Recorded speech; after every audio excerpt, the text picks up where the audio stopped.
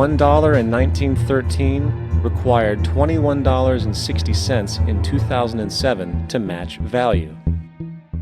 That is a 96% devaluation since the Federal Reserve came into existence. Now, if this reality of inherent and perpetual inflation seems absurd and economically self-defeating, hold that thought, for absurdity is an understatement in regard to how our financial system really operates. For in our financial system, money is debt, and debt is money. Here is a chart of the U.S. money supply from 1950 to 2006. Here is a chart of the U.S. national debt for the same period. How interesting it is that the trends are virtually the same. For the more money there is, the more debt there is. The more debt there is, the more money there is. To put it a different way, every single dollar in your wallet is owed to somebody by somebody. For remember, the only way the money can come into existence is from loans. Therefore, if everyone in the country were able to pay off all debts, including the government, there would not be $1 in circulation.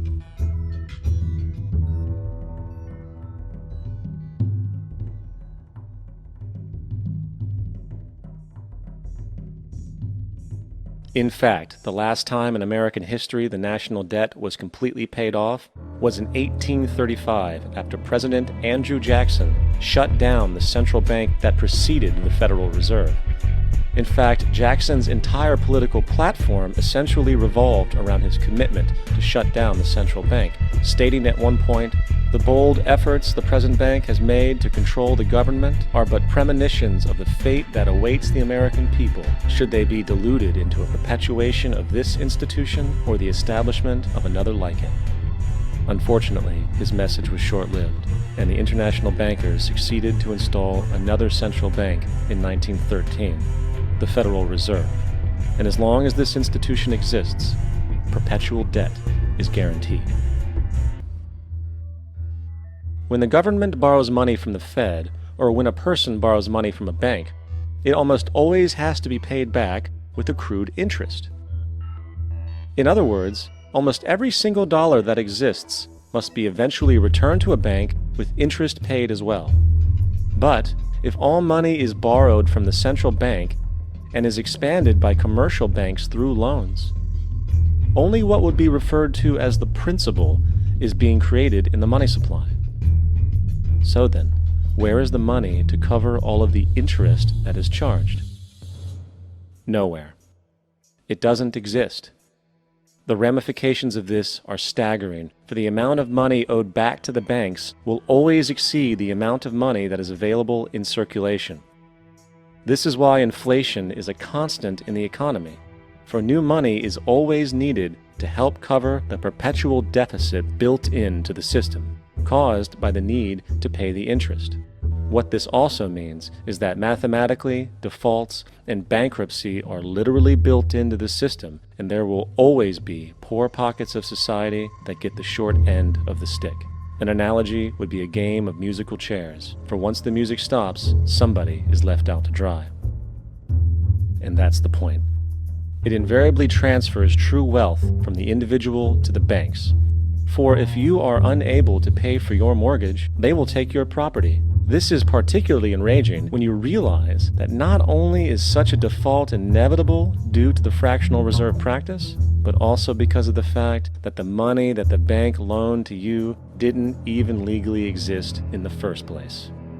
In 1969, there was a Minnesota court case involving a man named Jerome Daly, who was challenging the foreclosure of his home by the bank which provided the loan to purchase it. His argument was that the mortgage contract required both parties, being he and the bank, each put up a legitimate form of property for the exchange.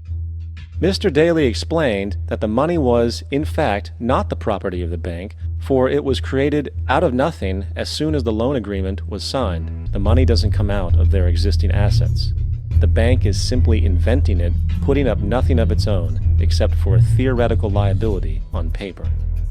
As the court case progressed, the bank's president, Mr. Morgan, took the stand, and in the judge's personal memorandum, he recalled that The plaintiff, bank's president, admitted that, in combination with the Federal Reserve Bank, did create the money and credit upon its books by bookkeeping entry. The money and credit first came into existence when they created it. Mr. Morgan admitted that no United States law or statute existed which gave him the right to do this. A lawful consideration must exist and be tendered to support the note. The jury found that there was no lawful consideration, and I agree. He also poetically added, "Only God can create something of value out of nothing." And upon this revelation, the court rejected the bank's claim for foreclosure, and Daly kept his home. The implications of this court decision are immense.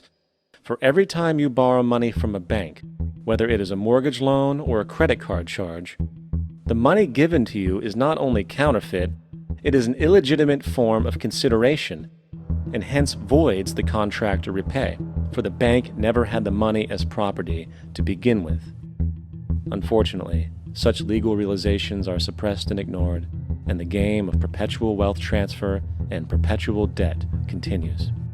And this brings us to the ultimate question: why?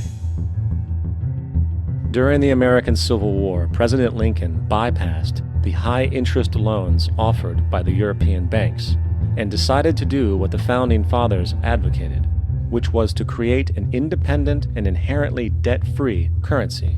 It was called the greenback.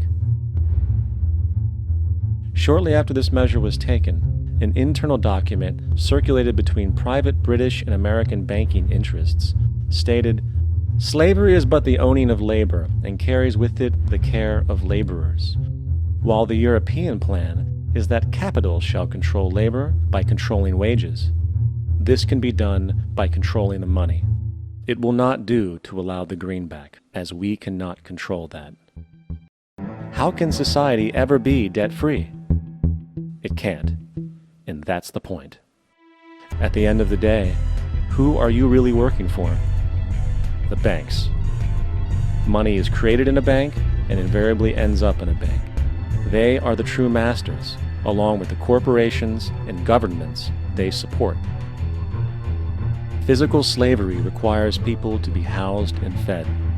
Economic slavery requires people to feed and house themselves.